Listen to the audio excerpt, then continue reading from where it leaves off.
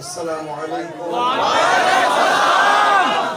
দাঁড়িয়েছেন, ডান দিকে বসে যান না, বসে যান, ডান দিকে কি জায়গা আছে। প্রতি বছরে মাহফিলটা হয়ে থাকে, আমাকেও ইনারা প্রতি বছর দাওয়াত করেছেন। তাতে প্রতি বছরের জন্যই বলা আছে কি 2 বছরে আমি একটা নতুন কাজ করছি, নিশ্চয়ই আপনারা জানেন, জানতে কারো বাকি নেই। তবে ওটা আমি করেছি একেবারে নাচারে। কেন? আমি দেখেছি এই সমাজে বহুত বাপ আছে, মা আছে, ভাই আছে, বোন আছে, যে কোনো ধর্মেরই হোক, মহান স্রষ্টার সৃষ্টির উপরে বহুত জুলুম হচ্ছে। তাই আমার নেতা হযরত প্রফেট মুহাম্মদ সাল্লাল্লাহু আলাইহি সাল্লাম বলেছিলেন যে অসহায়কে আশ্রয় দেবে মহান স্রষ্টা কিয়ামতের দিন, কঠিন বিচারের দিন তাকে রহমতের কোলে আশ্রয় দেবে। তাই আমি এই সকল অসহায় মানুষগুলো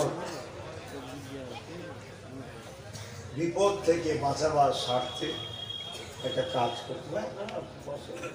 দাঁড়িয়ে এখানে আর এখানে বেশি জন থাকলে না গরম হবে। এই লাইটটা বন্ধ করতে বললাম, একটা মাথার করে এত লাইট দিলে হয়, এমনি মাথা গরম হয়ে যাচ্ছে।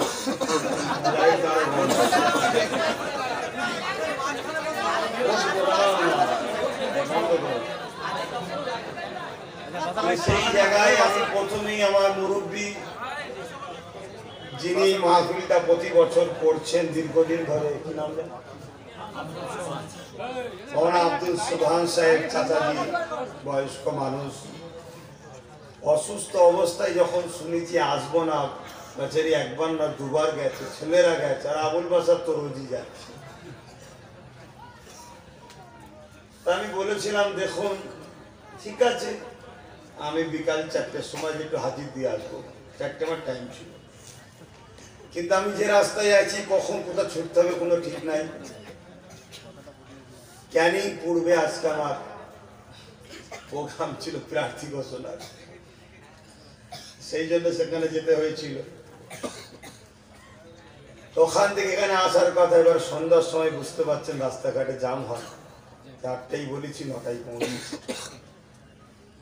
এতটা কষ্ট আপনারা করেছেন, এর জন্য আল্লাহর কাছে সর্বপ্রথম দোয়া করি, এই ধৈর্য ধরে থাকা, বসা, সবর করা, এতক্ষণ ইন্তজার করা ভাইয়ের জন্য, ছেলের জন্য, আল্লাহ যেন কিয়ামতের দিন আমাদেরকে জান্নাতে একসাথে বসাই, বলুন আমিন। চাওয়ার অধিকার আল্লাহ দিয়েছে, বিশ্বাসে মিলাই প্রস্তুত, তর্কে বহুদূর। অতএব এটা একটা ধর্মীয় মাহফিল, এখানে সুবহানাল্লাহ হবে, আল্লাহু আকবার হবে, দরুদ শরীফ হবে, কলেমা শরীফ হবে, সব হবে। এক কথায় কোরআন ও সুন্নাহ, হযরত প্রফেট মুহাম্মদ সাল্লাল্লাহু আলাইহি সাল্লাম যা করেছেন, করতে বলেছেন, টোটাল কথা এখানে আলোচনা হতে পারে। জোরে বলুন সুবহানাল্লাহ। এটা কোনো রাজনীতির মিটিং নয়, কিন্তু এই মাহফিলে বসে রাজনীতি শিক্ষা দেওয়া যায়, কেন ইসলামের রাজনীতি আছে তাই।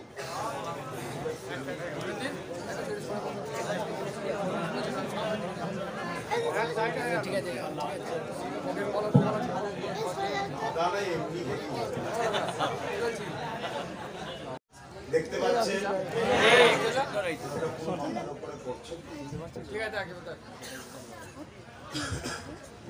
সেই জায়গায়, কিন্তু এটা ধর্মীয় মাহফিল। কিছু মানুষ মনে করতে পারে ধর্মীয় মাহফিল তো রাজনীতি কথা বলছেন কেন? অ্যাকচুয়ালি আমি যে ধর্মটা মানি তার নাম হল ইসলাম। কি ইসলাম? সালাম থেকে অর্থাৎ শান্তি, অর্থাৎ এমন একটা জীবন ব্যবস্থা যেখানে কোনো দুর্নীতি নেই, যেখানে কোনো সমস্যা নেই, সমস্ত সমস্যার সমাধান সেখানে রয়েছে, তার নাম হলো ইসলাম। জোরে বলুন সুবহানাল্লাহ। অর্থাৎ একটা মানুষের টোটাল লাইফ স্টাইল কিরকম হওয়া দরকার, কিরকম হওয়া দরকার, সে মানুষটিকে কেন প্রভু সৃষ্টি করেছে, সব কিছু শিক্ষা, কমপ্লিট জীবন ব্যবস্থার নাম ইসলাম। ইসলামে আপনি আপনার স্রষ্টাকে কিভাবে রুকু দেবেন, সেজদা দেবেন, তাসবিহ পড়বেন, রোজা রাখবেন, হজ করবেন, কি ইউনিফর্ম হবে, ব্যবসা কিভাবে করবেন, সংসার কিভাবে চালাবেন, স্বামী স্ত্রীর সম্পর্ক কেমন হওয়া দরকার, সন্তান বাপ মা সম্পর্ক কেমন হওয়া দরকার, পাড়া প্রতিবেশীর সঙ্গে সম্পর্ক কেমন হওয়া দরকার, দেশবাসীর সঙ্গে সম্পর্ক কেমন হওয়া দরকার, ইসলাম গায়ে ইসলামের সঙ্গে সম্পর্ক কেমন হওয়া দরকার, রাষ্ট্রের সঙ্গে দেশবাসীর কেমন সম্পর্ক হওয়া দরকার, এমনকি কেউ যদি জনপ্রতিনিধি হয় তার কেমন হওয়া দরকার এবং জনগণের জন্য তার কি করা দরকার, টোটালটাই ইসলামে আছে। তাই কমপ্লিট ইসলাম আমি মানি। তাই এই মাহফিলে ইসলামে যা আছে সব বলাটাই যায়। জোরে বলুন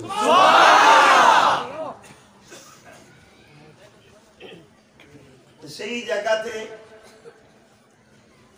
আমার মৌলানা আব্দুল সুবহান সাহেব মুরব্বী মানুষ একটা যখন বারবার বলেছে আমি এসেছি, কিন্তু আমি এখন যে লাইনে আছি জানেন তো, এখন আর কানে হাত দিয়ে টানে আওয়াজ হবে না, সেই রোজার পরে আবার হয়তো না। আমি খোলাখুলি কথা বল দিচ্ছি, আমি কি পরের কাছে বসে আছি নাকি? আমার কেউ বাপ হয়, কেউ মা হয়, কেউ ভাই হয়, কেউ বোন হয়, কেউ বন্ধু হয়, কেউ দেশবাসী হয়, কেউ পর তো নয়। সত্য কথা বলতে অসুবিধা কিসে? পেটে খিদে মুখে লজ্জা যারা করে তাদের মতো বড় বোকা কেউ নেই। বাড়িওয়ালা করেছে তো খাবার জন্য, দেখার জন্য তো নয়। খাবো না কেন? লোক কি বলে ভেবে লাভ নেই, ও তো করেছে খাবার জন্য। অতএব এখন আমি যে রাস্তায় আছি, আমি বলছিলাম চাচা এখন গেলে আমার অজের লাইন উল্টো। আপনি প্রতি বছর জলসাটা করেন, এলাকায় তখন স্বাধীনভাবে কথা বলাও সমস্যা হতে পারে, আপনার ডিস্টার্ব হবে। তিনি বললেন বাপ, আমরা তো, আপনারা তো সব শিক্ষা দিচ্ছেন, আর আমরাও তো জানি যে গার্দান একমাত্র এক জায়গায় ঝুঁকাতে হয়। ন্যায়ের জন্য যদি পুরো পৃথিবী তোমার দুশ্মন হয়ে যায়, তথাপিও ন্যায়কে ছেড়ো না। আর সত্যের মিথ্যার জন্য পৃথিবী তোমার বন্ধুত্ব হয়ে যায়, ওই মিথ্যাকে কখনো আশ্রয় দিও না। কেন মিথ্যা কখনো চিরস্থায়ী নয়, আর নাই কখনো কেউ মিটাতেও পারে না। চলে বলুন এই মিথ্যা যত সুন্দরী দেখতে হোক, মিথ্যা যত বেশি সংখ্যা নিয়ে আসো, তথাপিও নাইকে ছাড়তে নাই। অতএব নাই হলো এটাই, নামাজ যেমন পড়তে হবে আল্লাহ পাকের হুকুম, তেমন আকায়ে দু আলম বসে আছেন, মাদানী তাজেদার আব্দুল্লাহ হুজুরের লাল, আমেনা হুজুরের দুলাল। এক গায়ের ইসলাম এসে জিজ্ঞাসা করছে, এ আব্দুল্লাহর বেটা মোহাম্মদ সাল্লাল্লাহু আলাইহি ওয়াসাল্লাম, তুমি কি কথা বলো লোককে? আমার রাসূল বললেন, শান্তির কথা বলি, মিল বন্ধনের কথা বলি, ঐক্যের কথা বলি, আমানের কথা বলি, ইনসাফের কথা বলি, ইনসানিয়াতের কথা বলি। মানুষ মানুষের দাস দাসী নয়, একমাত্র স্রষ্টার দাসত্ব করবে, এই কথা বলি। আমি ইসলামের কথা বলি। জিজ্ঞেস করলো তখন ইসলামের কথার মধ্যে সব থেকে ভালো কথা কি, ভালো কাজ কি?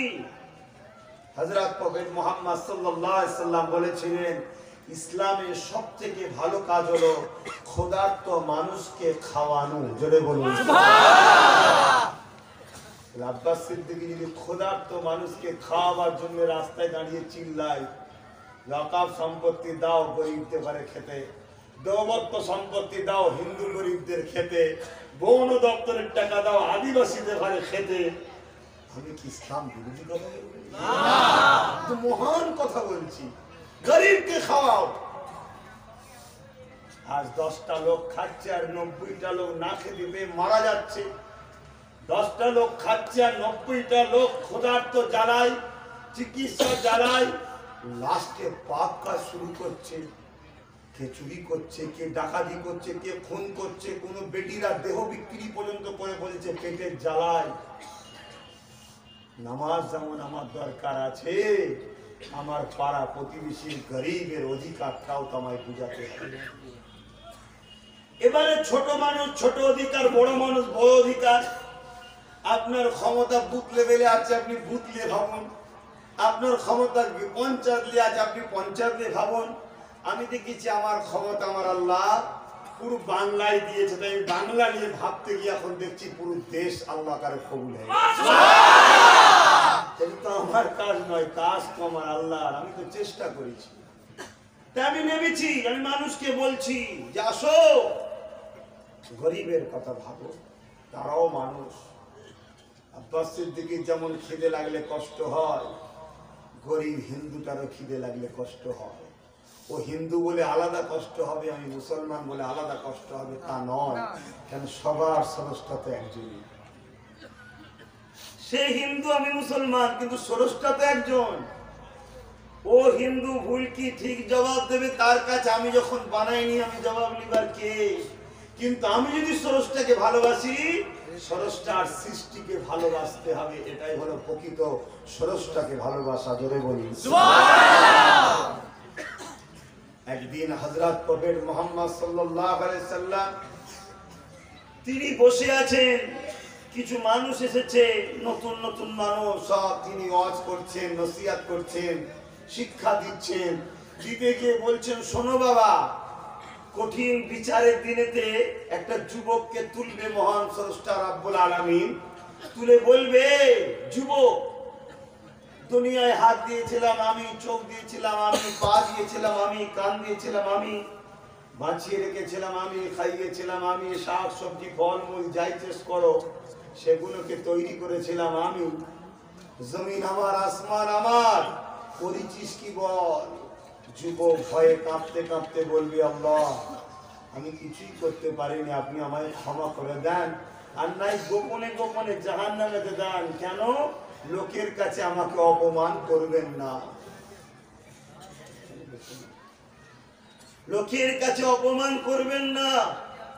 এখানে আমার মা আছে, বাপ আছে, স্ত্রী আছে, বাচ্চা আছে, এত পাপ করেছি, যদি জানতে পারতো দুনিয়ায় আমাকে ঘর থেকে বার করে দিত। কিন্তু এমন পাপ আমাদেরও আছে না, তথাপি আমার আল্লাহ জানে। দেখুন, তাও আমাদেরকে তার রহমত থেকে তাড়িয়ে দেয়নি। রহমত থেকে তাড়িয়ে দিয়েছি কি? এখনো তো খেয়ে এসেছি, দুপুরে হোক সন্ধ্যায় হোক, আল্লাহ তো খাইয়েছে। কথা বুঝে আসছে? তা আল্লাহ পাক বলবে, বান্দা তোর আমলনামাটা দেখা, তুই আমার রহমত থেকে নিরাশ হোস না। তা আমলনামা কুদরতি ভাবে আল্লাহ দেখবে, দেখে দেখছি শুধু পাপ গুনাহ ভক্তি। যুবকরা শোনো, মানুষ তো মরবে, মানুষ তো মরবে। গায়ে যদি পানি দাও, গায়ে যদি পানি দাও জামা কাপড় ভিজবে। আর যদি মেহনত করে ঘামে কাপড় ভেজে, তোমার তকদিরটা হয়তো চেঞ্জ হবে, অর্থাৎ তুমি প্রতিষ্ঠিত হতে পারবে। আর তুমি যদি রক্ত দিয়ে শরীরকে ভিজাও, জানবে অবশ্যই তুমি ইতিহাস তৈরি করতে পারবে। অতএব ইতিহাস তৈরি করতে গেলে গায়ে পানি দিয়ে ভিজালে হয়নি, আর ঘাম দিয়ে ভিজালেও মনে করুন ইতিহাস করতে পারবো। ইতিহাস তখনই সম্ভব যখন রক্তে শরীর ভেজে। তবে হ্যাঁ, বিশ্বের বুকে একটা ইতিহাস আছে, সেটা স্পেশাল হযরত প্রফেট মুহাম্মদ সাল্লাল্লাহু আলাইহি ওয়াসাল্লামের জন্য। একটা চর ছাড়া মক্কা দখল হয়েছিল। জোরে বলুন সুবহানাল্লাহ। সেটা স্পেশাল নবীর জন্য। আমার নবীর আখলাকে উসওয়াতুন হাসানা, এই মক্কার মানুষ দিওয়ানা হয়ে গেছিল। কি মানুষ এনি, কত সুন্দর। তাই কাউকে ঝগড়া করতে হয় না, যারাই দুশমন ছিল তারাই সব বন্ধু হয়ে গেল। জোরে বলুন সুবহানাল্লাহ। তো হযরত নবী মুহাম্মদ সাল্লাল্লাহু আলাইহি ওয়াসাল্লাম বলছেন, ওই মানুষটার আমলনামা মহান রব্বুল আলামিন কুদরতি ভাবে দেখবে, পাপ অন্যায় ভর্তি, ভালো কিছু নাই। তেমন সময় এই বান্দার আমলনামায় এক জায়গায় একটা কাজ পেয়েছে, যে কাজটা আল্লাহর পছন্দ হয়ে গেছে। বলুন সুবহানাল্লাহ। একটু খুশি বলুন আল্লাহু আকবার। আল্লাহ হলেন সবথেকে মহান। অতএব তেনার যখন কোনো জিনিস পছন্দ হয়ে গেছে, আর কে রোকে? আল্লাহ বলছে, বান্দা তোর একটা কাজ তো আমার পছন্দ হয়েছে, তুই কোথায় যাবি বল? বান্দা বলছে, দয়া করে যদি দেন জান্নাত যাবো, না দিলে কারো কিছু করার আছে নাকি? কিছু করার আছে কি? মমতা সরকার নাকি হুইল চেয়ার কথা বুঝছেন না? তো আল্লাহ পাক তিনি স্রষ্টা, তিনি তো সবাইকে সৃষ্টি করেছে। তিনি যা বলবে কেউ আন্দোলন করে রুখতে পারবে নাকি? এখন যত আন্দোলন করবে তত বিপদ বেশি বাড়বে, ঠিক তো নাকি? যত থাকবে তত ভালো, কেন তিনি সব দিয়েছে, সব তিনার সৃষ্টি। আমি আমার শরীরকে জানা ভালোবাসি, তার থেকে বেশি মহান স্রষ্টা আমার শরীর থেকে ভালোবাসে, কেন এটা তিনি তৈরি করেছেন। জোরে বলুন সুবহানাল্লাহ। তা দেখে বললো, বান্দা যা, তোর একটা কাজ ভালো লেগেছে, সব পাপকে চেপে দিয়ে তোকে আমি আমার দয়ার বিনিময়ে জান্নাত করে দিলাম। জোরে বলুন সুবহানাল্লাহ। কি এমন ভালো কাজ? আল্লাহ রাসূল সাহাবাদেরকে বলছেন, বাবা প্রচন্ড এক গরমের সময়, শুনছেন, প্রচন্ড এক গরমের সময় একটা পশু রাস্তায় বাঁধা ছিল, ছায়া ছিল না, গরমেতে জীব বাইরে গিয়েছিল পিপাসায়। ওই বান্দার দেখে বড় দয়া হয়েছে, তাই ছাতে বেঁধে পানি পান করিয়েছিল। মহান স্রষ্টা বলছে, দয়ার মালিক তো আমি, এক ভাগ দিয়েছি কায়নাতে বন্টন করে। আমার দয়া নিয়ে যদি আমার সৃষ্টির উপর দয়া করিস, তুই তো আমার সৃষ্টি, আমি তোর উপর দয়া করতে পারি না, যা তোকে জান্নাতি করে দিলাম। আজ আমার এলাকায় ধর্ম না দেখে মহান স্রষ্টার সৃষ্টি, হিন্দু, দলিত, আদিবাসী, মুসলিম, সাঁওতাল, দলিত, বাগদি, বাউরি, যারাই হোক, যদি আজ কেউ ক্ষুধার্ত থাকে, কেউ যদি বিপদে পড়ে, কারণ আমি যদি মিথ্যা কেস হয়, কারণ জুলুম হয়, আমি যদি মনে করি হারে আমার স্রষ্টারিত সৃষ্টি, চলো ওর পাশে দাঁড়াই, ওকে বাঁচাই, ওকে বিপদ থেকে মুক্ত করি, কিয়ামতের দিন মহান স্রষ্টা আমাকেও মুক্ত করবেন। জোরে বলুন সুবহানাল্লাহ। এখন যদি কেউ বলে, হুজুর রাজনীতি করছেন কেন? এই কাজটা তোমার কাছে রাজনীতি হয়, হোক না, কিন্তু এই কাজটা এই মাহফিলে যখন বলা হয়, এটা ধর্মেরও কাজ। বলুন সুবহানাল্লাহ। প্রত্যেক নেতাদের ধর্ম আছে না? না আচ্ছা, তো যেটা ধর্ম করে না, তা আমি যদি আমার ধর্ম করি তাহলে কি আমি খুব বাদ নাকি? আমার ধর্ম এটা, যে যা ধর্ম করছে। কিন্তু কোন রাজনীতির মিটিং এ উঠে আমি ধর্ম করেছি না, কিন্তু আমি দেখিয়ে দেবো চোখে আঙুল দিয়ে, শয়ে শয়ে নেতারা রাজনীতির মিটিং উঠে ধর্ম করে, কিন্তু আমি রাজনীতির ধর্ম করি করেছি না। ক্রিকেটে অত জনসমুদ্রে 9 মিনিট টাইম পেয়েছি, একটা কেউ দেখাতে পারবে ধর্ম কোনো কিছু করেছি না? কিন্তু রাজনীতির প্ল্যাটফর্ম, আমি মনে করি ধর্ম অনেক ওপরের জিনিস, আর ধর্ম এইখানটা থাকে হৃদয়ের মধ্যে। অতএব আমি কেন রাস্তায় ধর্ম করব, চায়ের দোকানে কেন ধর্ম করব, ক্লাবে কেন ধর্ম করব, পার্টি অফিসে কেন ধর্ম করব? আমি তো ধর্ম করব ধর্মীয় জলসায়, আর মহান স্রষ্টার মনোনীত ঘর বাইতুল্লাহতে ধর্ম করব। জোরে বলুন সুবহানাল্লাহ।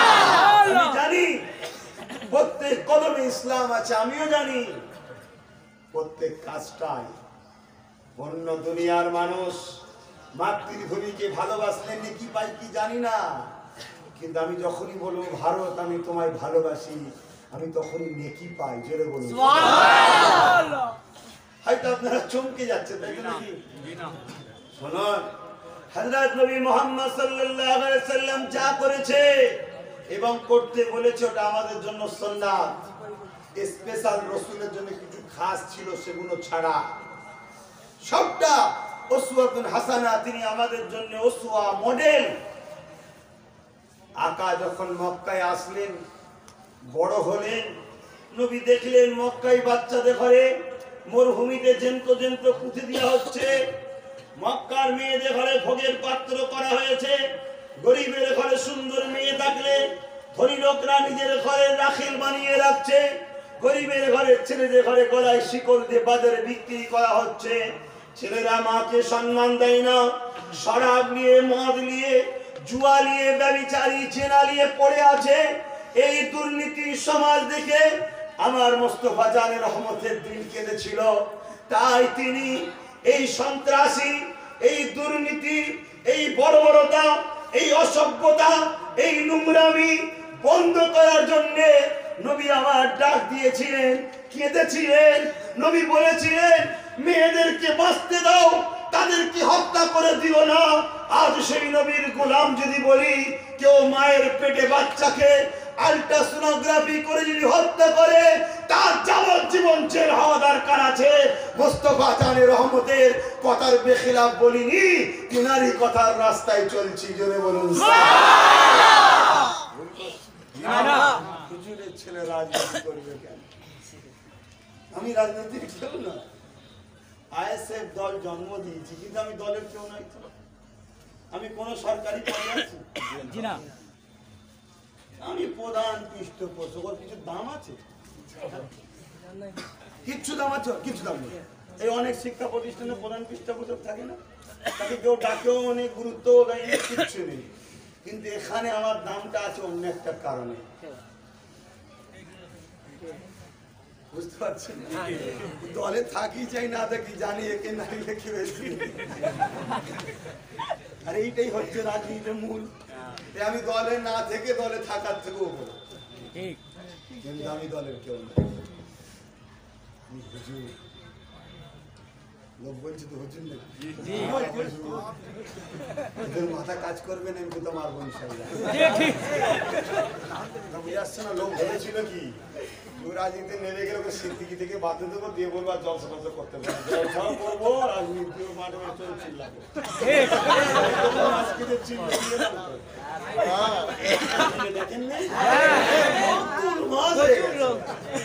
কর্মী সবাই জায়গা হয়নি, এত লোক মিছিল ঢুকছে, কেটে যায় যেন মনে হচ্ছে সামনে কি যদি বড় দিয়াল সব ভেঙে ঢুকবো।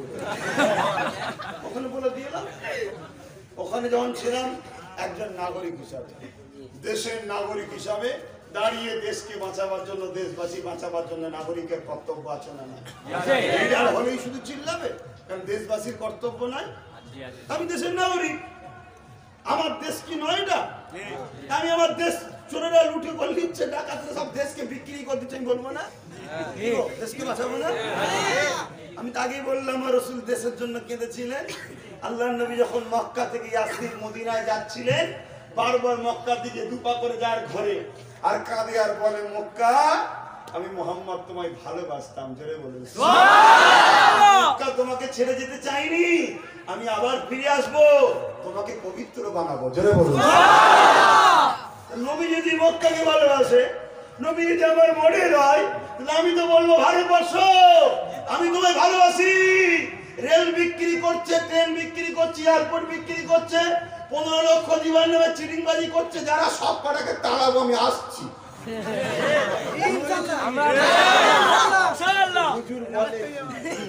হুজুর এখনো তো কিছু বলেন, কথা বুঝছেন না? তোরা আমার দায়িত্ব তো, আমি দেশের নাগরিক, আমার একটা ইমানীয় দায়িত্ব আছে দেশকে ভালোবাসা, দেশের নাগরিক হিসাবে দায়িত্ব আছে দেশকে ভালোবাসা। কথা বুঝছেন না? বলেন না? ওখানে আমি বলে দিলাম যে আমি একটা নাগরিক, আমি এসেছি, আমি দেখেছি যে কেন্দ্রে যে গভর্নমেন্ট আছে যেভাবে অত্যাচার করছে পুরো দেশটা জুড়ে, সেই গভর্নমেন্ট আমার বাংলায় ঢুকে গেলে এনআরসি এনপিআরসি এর নামে মহান স্রষ্টা সৃষ্টিগুলোকে ক্যাম্পের মধ্যে ভরে ভরে হত্যা করবে। যেমন মাল মুরসি বলে আসামে হচ্ছে, বাঙালি হিন্দুগুলোকে ধরে ধরে পিটছে, শুধু মুসলিম মারছে তা নয়, বাঙালির উপরে টার্গেট বেশি, বাঙালির উপরে রাগ বেশি। যদি বলেন কেন, ব্রিটিশ তাড়ানোর পিছনে অন্য 10টা রাজ্য থেকেও বাংলার ভূমিকা বেশি, তাই বাংলার উপরে ব্রিটিশদের বন্ধুদের রাগটাও বেশি। কথা বুঝছেন না? মহান স্রষ্টার সৃষ্টিগুলোকে ক্যাম্পে ধরে ধরে পিটবে, মারবে, শেষ করে দেবে, মা বোনগুলোর ইজ্জত লুটবে, শেষ করে দেবে। সে আসিফা হোক আর পূজা হোক, টুইঙ্কেল হোক আর প্রিয়ঙ্কা হোক, সব রেপ করে করে করে শেষ করে দিচ্ছে। এই পাপের বিরুদ্ধে লড়াই করা এক যেমন আমার ইসলাম শিখিয়েছে, ধর্মের কাজ যেমন সবের কাজ, তেমন আমি একজন ভারতের নাগরিক হিসাবে আমারও সংবিধান দেশ আমাকে অধিকার দিয়েছে, ঠিক না বেঠি? কোন জায়গায় আছে? কোন জায়গায় আছে? এই যে তাকবীর দিলে হন, কেউ ভাববে দেশের জন্য লড়াই করতে গিয়ে তাকবীর দিচ্ছেন কেন? আমি আবার বললাম ধর্মীয় মাহফিল, দেশকে ভালোবাসা আমাদের ঈমান। আমার ধর্মীয় মাহফিলে আমি তাকবীর দেবো না তো কি দেবো? কিন্তু ওই জায়গায় তাকবীর দিইনি তো। ওখানে যখন দিয়েছি কিছুক্ষণ আগে ছিলাম, তাকবীর দিচ্ছি কেন? আমি এটা ধর্মের শিক্ষা দিচ্ছি আমার ছেলেদের ঘরে, আমার বাপ ভাইয়াদের ঘরে, যে দেশকে ভালোবাসবে, দেশের জন্য লড়বে, খুন দেবে তবুও ভালো, মাতৃভূমির জায়গা দেবে না। কেন? মাতৃভূমিকে ভালোবাসা মুস্তাফা জানের রহমতের সুন্নাত। জোরে বলুন সুবহানাল্লাহ। নবী নিজে ভালোবেসেছে, কথা বুঝে আসছে? এবার মাতৃভূমিকে যখন ভালোবাসবো, আর মাতৃভূমির ভেতরে যে গুণ আছে কোনো বাদ নাকি? তোদের তো ভালোবাসতে হবে। তাদের কি করে শিক্ষা হবে, তাদের কি করে চাকরি হবে, তারা কি করে নিরাপদ থাকবে, তারা কি করে মদ মুক্ত হবে, সব ভাবতে হবে না?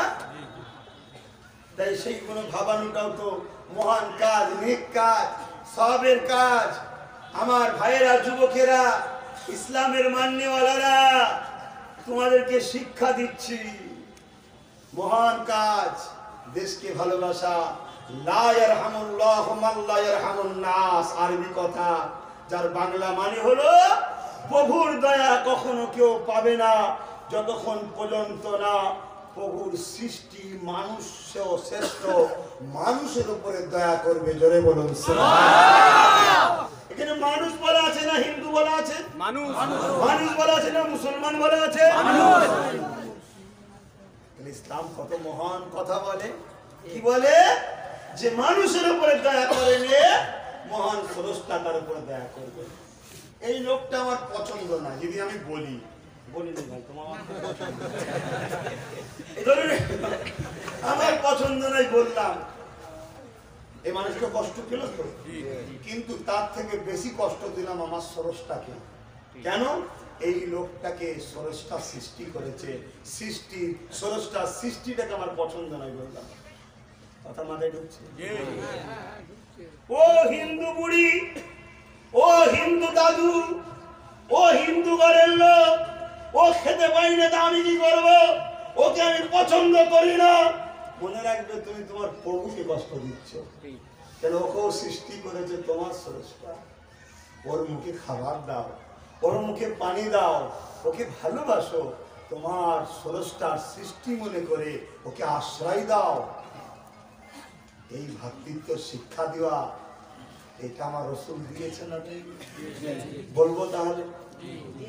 আমি হাত দেন, এমনি বললে আপনি হাত দেন। হ্যাঁ, আর দরুদ শরীফ পড়েন।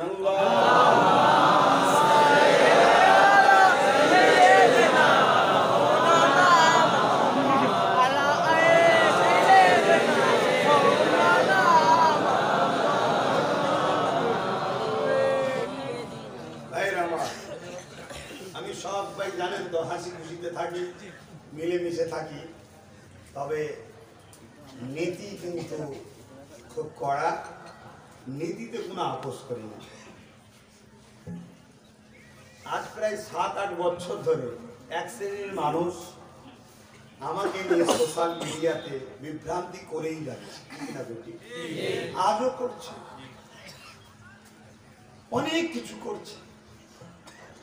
একটা কথা মনে রাখবেন, ভালোবাসা যেখানে থাকে সেখানে খুঁত থাকলেও সমালোচনা হয় না, আর যেখানে ভালোবাসা থাকে না, খুঁত না থাকলেও খোঁজা হয়, তাই তো নাকি?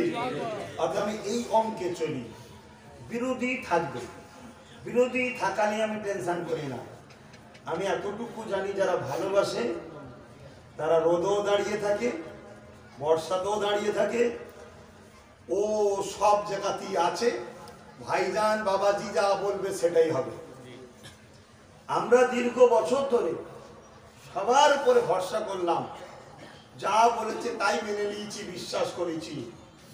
একটাবার আপনাদের সন্তান, আপনাদের ছেলে, আপনাদের দেশবাসী, আমি জঙ্গল মহল থেকে শুরু করে বনগা মতুয়া সমাজ থেকে শুরু করে আর সব থেকে যারা পিছিয়ে রয়েছে সেই মুসলিম সমাজ থেকে শুরু করে প্রত্যেকটা গরিব মানুষদের জন্য আমি যখন নেমেছি, আপনাদের চোখ মুজে একবার বিশ্বাসের দরকার আছে না?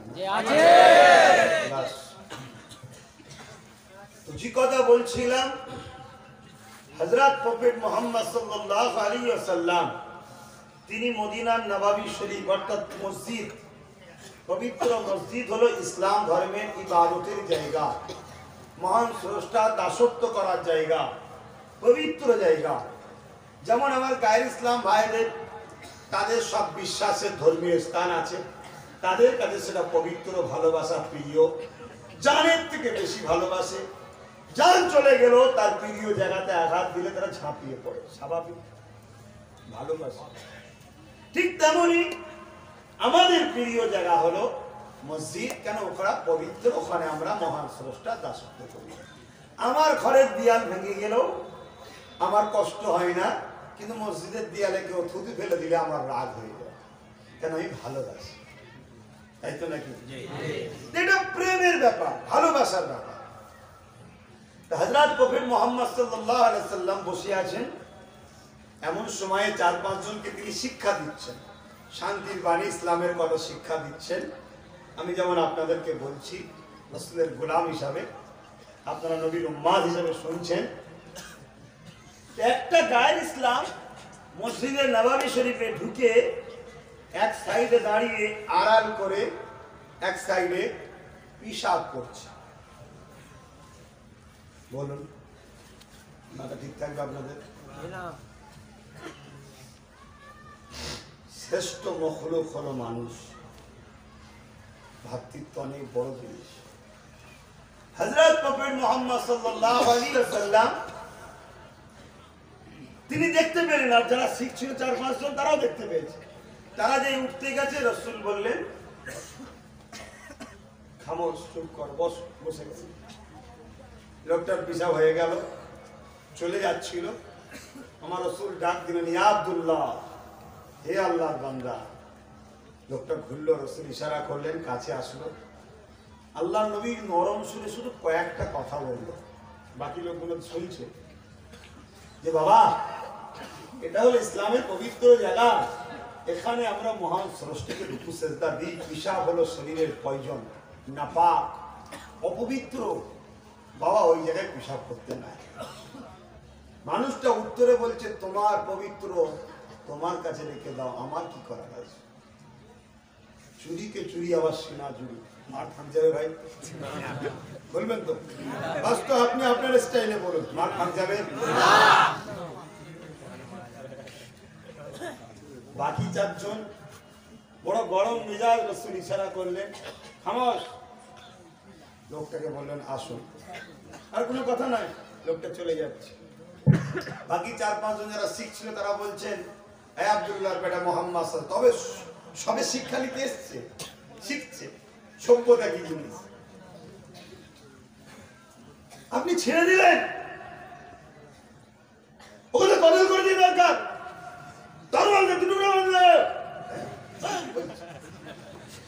আল্লাহ রাসূল বললেন, ভুল হয়ে গেছে। মানুষ কত ভুল করে না, আবার জোর করে বললো, বেশ করেছি, মানে আপনার পবিত্রতা আমি কি করবো, তারপরও আরে বাবা হয়ে গেছে, মাফ করো মানুষকে। আমি যখন কাউকে সৃষ্টি করি নাই, মারি কি করে, মাফ করে দাও বাবা। আর ও বাইরে বেরিয়ে না দেখছে মুহাম্মদ কি বলছে চাচুকে, আমার রাসূলের এই শিক্ষাটা দেখে ওর ভেতরে যে অন্ধকারটা ছিল, মাস্তানি, মিজাজি, অহংকারী, ফেতনা লাগানো, এই যে শয়তানি খেয়াল ঘিরে ফেলেছিল। প্রত্যেকটা মানুষই ভালো রে ভাই, তাকে ঘিরে ফেলে। সব একটা কথা আছে, তার এই ভেতরেরটা চমকে উঠেছে, ছুটে এসে আমার রাসূল পাক সাল্লাল্লাহু আলাইহি ওয়াসাল্লামের কদমে পড়েছে, রাসূল তার হাত ধরে তুললেন, বলে বলছেন, মুহাম্মদ সাল্লাল্লাহু আলাইহি ওয়াসাল্লাম, আপনার কদমে একটু জায়গা দেন, আমি যাতে করে ভালো মানুষ হতে পারি। আর আমরা হলে কি করতাম? একজন দোষ করতো, ঘুরটা লাগিয়ে দিয়ে চলে গেল, তারপরে মাছি আসতো, পিঁপড়ে আসতো, মশা আসতো, ব্যাঙ আসতো, সাপ আসতো, একটা জেলা দুটা জেলা পুরো বাংলাতেই হয়তো দেখা হয়ে যেত। এই করে করে তো বেড়াচ্ছে সব। আর এগুলো কিছু নেতারা আবার লাগায়, মানে যত লাগে নেতার লাভ। নেতাও পাড়ায় যে বলে তোর ঘর পড়ে গেছে, নেতার বল দিচ্ছে তুই থাক, ফটো তুলে নেবে, ভাববে হ্যাঁ নেতাজি দিয়েছে আমাকে, তেল বল ঘরটা তুলে দিতে হবে, নেতাই লাগিয়ে দিয়ে বসাতে, ও জানেন না।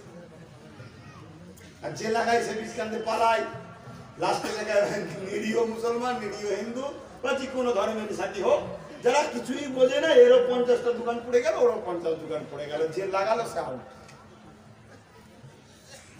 ঠান্ডা মাথায় চলতে হবে, বুঝতে হবে আমরা মানুষ, আমাদের সবার শুরু একজন থেকে, একটা পুরুষ থেকে আর একটা নারী থেকে। সে আব্বাস সিদ্দিকী হোক, আর আপনি হন, আর ঘোষবাবু হোক, আর ওই কি বলে, বুঝতে পারছেন, বর্তমান যিনি আমাদের সেন্টারে বসে আছেন,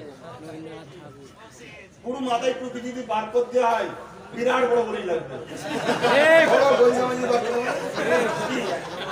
উনি হোক আর আমাদের দিদি হোক, যেই হোক, সবাই কিন্তু শুরু একজন আব্বা বা বাবা, একজন মা, তা থেকে। পৃথিবীতে কিন্তু একটাই পুরুষ এসেছিল, একটাই নারী প্রথম এসেছিল, মহান স্রষ্টা পাঠিয়েছিলেন, দুজনের মিলনে পৃথিবীতে মানুষ জাতি হয়েছে। আমরা সবাই তাহলে ভাই ভাই, তো ভাই যখন ভাইয়ের খুন নেয়, জানতে আমরা সভ্য সমাজ নয়, বর্বর সমাজ। আজকে বর্বর অশান্তির সমাজ বেড়েছে, তাই আমি ভেবেছি গদিতে নয় রাস্তায় নামতে হবে, তাই ভেবেছি। ভুল করেছি না? তুমি গোল জামা পরো, গোল জামা আমার পছন্দ লাগে, তোমার যেটা পছন্দ তুমি বলছো আমার পছন্দ, জামাতে কি আছে রে বাবা? জামাতে মানুষ চেনা যায় না। কত দাড়িওয়ালা টুপিওয়ালা আছে সমাজে, যারা এত অশান্তি করছে, গ্রামকে গ্রাম শিশু বাচ্চা সহ হত্যা হয়ে যাচ্ছে। কি যারা মায়ের শরীরে বোম মারে, বিভিন্ন জায়গায় বোম মেরে দিচ্ছে না, এমন দাড়িওয়ালা সোশ্যাল মিডিয়ায় দেখা যায় না? আরে উদাহরণস্বরূপ IS নাম শোনেন, বিরাট দাড়ি বিরাট টুপি, দেখছেন না? আচ্ছা, দেখা যাবে কত তিলকালা আছে, যারা অনেক মুসলমানকে হয়তো আদর করছে, ভালোবাসছে, সুখের দিকে চাকরি দেয়, পয়সা দেয়, পড়াশোনা কর, হাতের টুপি দাড়ি তিলক, এগুলো সব যার যেটা পছন্দ। কথা বুঝছেন না, বোঝেন না? কিন্তু দাড়ি থাকলেই যে সুন্নাতে রাসূল তা নয়। দাড়ি রেখে যদি মুস্তাফা জানে রহমতের আদর্শে চলে, তবে সুন্নাতে রাসূল হয়। আর না হয় আমার প্রধানমন্ত্রীও তো দাঁড়িয়ে আছে, যে বড় সুন্নাতে রাসূল করছে না। কথা বুঝছেন না, বোঝেন? অতএব তিলক দাড়ি টুপি এই জিনিস নিয়ে যদি আমরা বিধা পেতে চলে যাই, তাহলে আমাদের ঘরে ওই চাকরি বাকরি আর পেতে হবে না। কথা বুঝে আসছে তো? দুদিন পরে দেখা যাবে সবাইকে ফুটপাতে কোটলে বসতে হবে, আর দিবার লোকও কেউ নেই।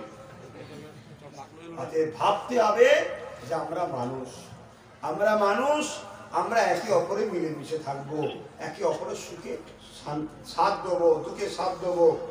কিন্তু আমি আমার ধর্ম, ধর্মীয় জায়গায় অন্তরে আমি পালন করব, কিন্তু আমি কাউকে চাপিয়ে দেবো না যে তোমাকে এটা মানতে হবে। এই চাপিয়ে দেওয়াটাও ইসলামে হারাম, চলবে না। কেন? ইসলাম বলেছে লাকুম দীনুকুম ওয়ালিয়া দীন, তোমার ধর্ম তোমার কাছে, অন্যের ধর্ম অন্যের কাছে। আমার সংবিধান বলছে ধর্ম নিরপেক্ষ। এর মানে অনেকে ভুল করছে। ধর্ম নিরপেক্ষ মানে যার যার ধর্ম তার কাছে, অন্যজন অন্যজনের ধর্মে আঘাত দেবে না, আর সরকারও কারো ধর্মে আঘাত দেবে না। কোরআন কি বলছে?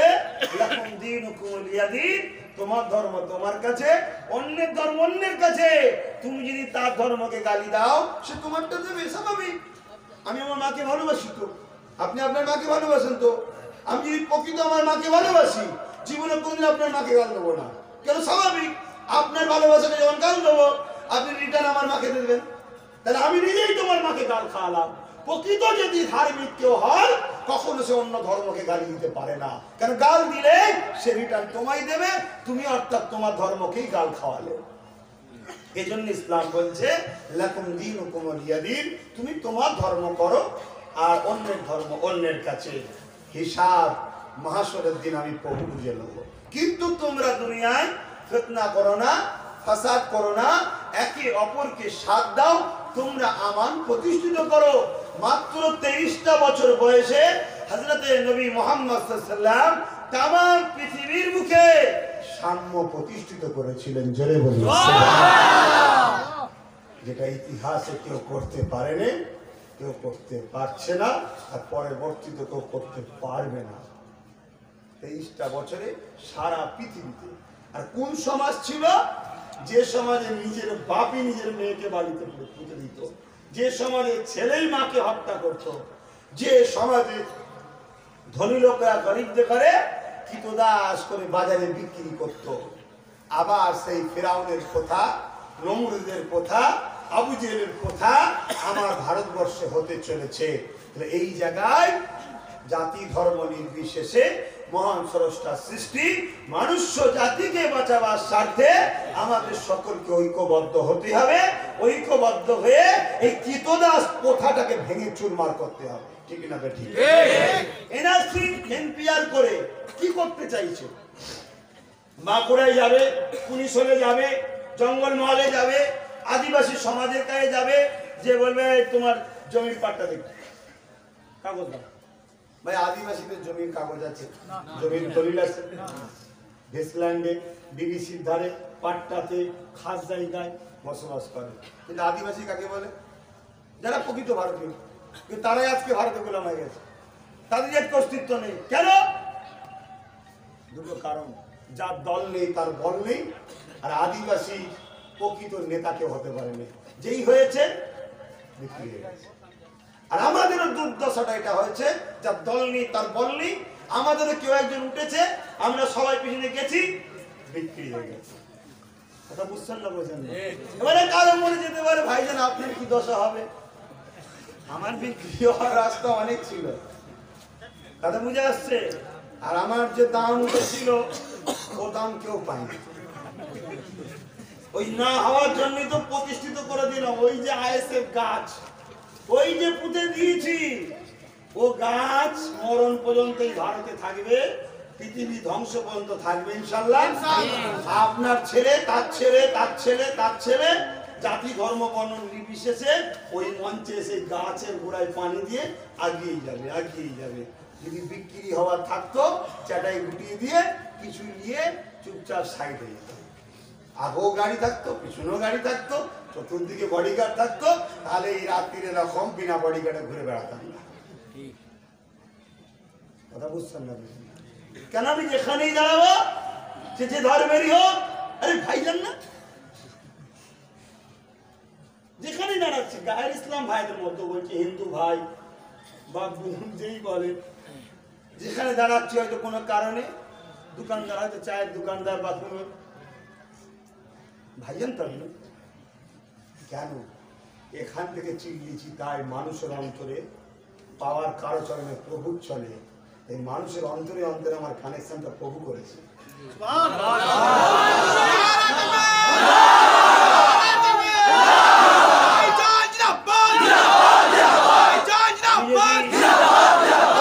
আমি যদি এখান থেকে কথা বলতাম, তাহলে এই জিনিসটা হতো না। কেন? আমার রাসূল পাক সাল্লাল্লাহু আলাইহি ওয়াসাল্লামকে একদিন সাহাবারা জিজ্ঞেস করেছিল, হুজুর আপনি সব থেকে কোন স্ত্রীকে বেশি ভালোবাসেন? রাসূল চুপ করে গেলেন। রাসূল উত্তর দিয়েছিলেন, শোনো, অন্তরে কারো জোর চলে না, অন্তরে একমাত্র স্রষ্টার জোর চলে। জোরে বলুন সুবহানাল্লাহ। আপনি যতই চেষ্টা করেন আব্বাস সিদ্দিকীর সঙ্গে ঝগড়া করবো, প্রভু যদি বলে তোকে বন্ধুত্ব করিয়ে দেবো, আপনি ঝগড়া করতে পারবেন। হযরত ওমর ফারুক তরবারি বেরিয়েছিল, মনে আছে? 39 জন বলছে 40 কোটা পুরা নেই হনে দেंगे, তরবারি বেরিয়েছিল। আমার আল্লাহ বললো তাড়াতাড়ি যা, তোকেই 40 বানাবো। জোরে বলে দিলে পুরো নাফরা, পুরো ঘৃণা নিয়ে যাচ্ছে। আওয়াজ দিয়েছে, দরজা খুলেছে, চেহারায় মোস্তফা দেখেছে, কানেকশন হয়ে গেছে। রসুলের পাশে গিয়ে বলছে, হুজুর এই তরবাল দিয়ে মারতে এসেছিলাম, গোলামির জন্য একটু পাশে জায়গা হবে? রসুল বুকে জড়িয়ে ধরে নিয়েছে। নথিব এখানে মহান স্রষ্টার জোর চলে। আমি দুঃখিত ভাই, আমার দলিজ আবার টিম বসে আছে, কেন আমি খুব চাপে। আমি ডেলি উঠছি রাত 2টো, 2:30, 3টের সময় করে ঘুমাচ্ছি। এখন এই কটা দিন আমাকে একটুখানি ছাড়তে হবে, কেন বুঝতেই পারছেন এই কটা দিনের লড়াইটা আগামী দিন আমাদের বাচ্চাদের ভবিষ্যতের লড়াই। এই কটা দিনের লড়াইটা পিছিয়ে পড়া আমার বাংলার গরিব যে কোনো ধর্মের বাচ্চা, তাদের হাতে কলম, খাতা, পেন, চাকরি, কারবার, ব্যবসা বাণিজ্য লড়াইটা। আজকে হুগলি জেলার মানুষ, আমি কোনো দলের হয়ে প্রচার করতে আসিনি, আমি একটা পছন্দ করেছি, সেই দলটাকে আমি ভালোবেসে তৈরি করে দিয়েছি, সেটা হলো আইএসএফ। কথা বুঝছেন না? আইএসএফ কে বাম বলেছে সাপোর্ট করব, আমি বলেছি যেখানে আমি সিট দেবো তুমি আমায় হেল্প করো, বাকি জায়গায় তোমায় আমি হেল্প করবো। আগেও বলেছেন, আজও বলছি, আমি বামের কেউ নয়, আমি আইএসএফ কে পছন্দ করি। কথা বুঝে এসছে? কিন্তু বাম যখন আমাকে হেল্প করবে, আমারও তো দায়িত্ব তাকে হেল্প করা। এই কথা আমি দিদিমণিকেও বলেছিলাম, শুনেছিলাম তো। কিন্তু তিনি ওপর থেকে নিয়ে মাথা থেকে নিয়ে পা পর্যন্ত তিনার চতুর্দিকে যা আছে সব দুর্নীতিতে ভর্তি। ওই জন্য আমাকে তিনি হজম করতে পারলেন না, তা নিলেন না। তা আমি কি করবো? লাইনে বলে কি আমি ঘরে এসে বালিশে মাথাতে কাঁদবো না? দিদি লাইনে তুমি তোমার ঘর কি করে সামলাবে সেটা ভাবো। কথা বুঝতেন না, বোঝেন না? কিন্তু ভালোবেসেছিলাম তাই বলেছিলাম যে আসুন না একসাথে দল করি, আপনি আমায় কিছু জায়গা দিন, সে জায়গায় আপনি আমায় সাপোর্ট করবেন, বাকি জায়গায় আপনাকে সাপোর্ট করবো, বলার অধিকার আছে না? আমি মানুষের জন্য ভাবতে পারি না? কারণ লাগাম পুরো ছেড়ে দিতে নেই, কিছু হাতে রাখতে হয়। হাতটা যদি কিছুটাও কেটে যায়, যদি একটু থেকে থেকে সেলাই দিয়ে হাত দিয়ে যেমন হতে রাখা যাবে, পুরো যদি কেটে বাদ চলে যেত বেকার হয়ে গেল। ওই জন্য আমি চেয়েছিলাম পুরো হাত কেটে ফেললে হবে না, হাত কেটে পুরো ফেলেছিলাম বলেই আজকে আমরা গোলাম হয়ে গেলাম। হাত একটু রাখতে হবে। বসে আছি চেয়ারে, দেখছেন না? 4টি এখন আমার আছে বলে নিশ্চিন্তায় বসে চিল্লাচ্ছি। এখানে কারোটা ধার থাকলে টেনশন হতো, ওকে একটু খুশি করে কথা বলতে হবে, তুলে নিলেই পড়ে যাবে। কথা বুঝে আসছে তো? সেই জায়গায় সংযুক্ত মোর্চা বলেছে যে ঠিক আছে, আমরা আপনাকে একটা পায়া দিলাম, আপনি আসুন। তাই আমি বলেছি, ভুল করিনি তো? দেখুন সেটা আপনাদের ব্যাপার। তবে এতটুকু বুঝি, এই এলাকায় হরিপালে, খানাকুলে আর জাঙ্গিপাড়ায় 3টে জায়গায় আইএসএফ দিয়েছে, বাকি জায়গায় সংযুক্ত মোর্চা দিয়েছে। আমি চাইবো উভয় মিলে আমরা যদি সরকার তৈরি করতে পারি কামিয়াব হব। তো খানাকুলে আমার একটা ভাইকেই দিয়েছি, নিশ্চয়ই আপনারা জানেন। তবে কে দাঁড়াচ্ছে দেখবেন না, মনে রাখবেন চালাবো আমি বলে দিয়েছি। আমি যাকে টিকিট দিয়েছি তাকেই বলে দিয়েছি, একটা সিএম এর যদি ঘুম হারাম করতে পারি, তোকে জব্দ করতে বেশি করে সময় লাগে। ভাই পারবি? টিকিট লে আর নাই কেটে পড়, কেন আমি ছাড়ার ছিল না। কথা বুঝে আসছে? দ্বিতীয় নম্বর কথা, শুধু সিএম কেন, পিএম ও টেনশনে, বিড়ি কেটে কে দেখছে লোক, সবাই টেনশনে আছে। তো যাই হোক, সবই মহান স্রষ্টার ইচ্ছা। জাতি, ধর্ম, বর্ণ নির্বিশেষে আমার লক্ষ্য একটাই, পিছিয়ে পড়া মানুষের সেবা করবে। অর্থাৎ দেশ যেটা দিয়েছে, শিক্ষা, স্বাস্থ্য, অন্ন, বাসস্থান, এটাই তো চাই মানুষ। আর কি চেয়েছে? কথা বুঝে আসছে? ইমাম সাহেব ভাই যারা আছেন, হয়তো একটু মনে কষ্ট হতে পারে যে আমাদের 2500 টাকায় হুজুর পানি ফেলে দিল। আপনি জানেন 2500 টাকায় আপনার বাংলাতে একটা সম্প্রদায়ের শক্তির কালো থাবার ছায়ার তলায় চলে যাচ্ছে, আপনার 2500 টাকায়, আপনি জানেন? কিন্তু আমি ইমাম সাহেবকে বলবো, ভাই আপনার বাড়িতে একজন বিএ পাস ছেলে আছে, ওই ছেলেটা চাকরি পেয়েছে, আপনি একবার ভাবলেন না? 2500 ইন্টু 12 মাস কত হচ্ছে?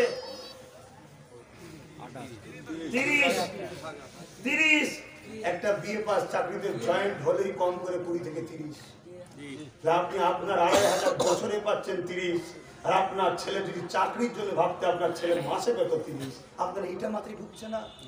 আপনাকে 2500 দিয়ে বলে দিল লা ইলাহা ইল্লাল্লাহ মুহাম্মাদুর রাসূলুল্লাহ, আল্লাহ ভালো করো আর করো, আপনি বলেন না আমাদের এসে গেছে, আপনারা দোয়া করেন।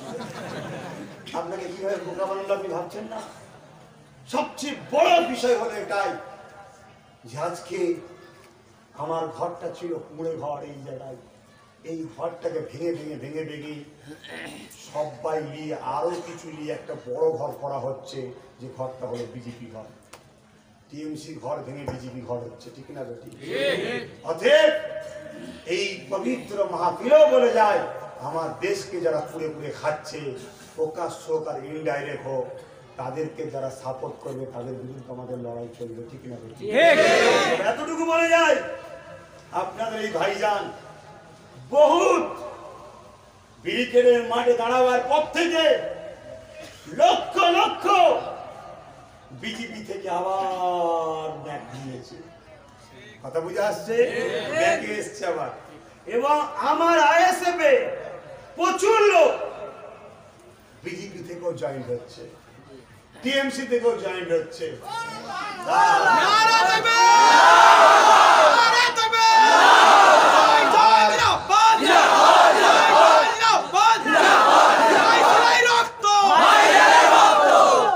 সময় সংক্ষেপ, সেই জায়গায়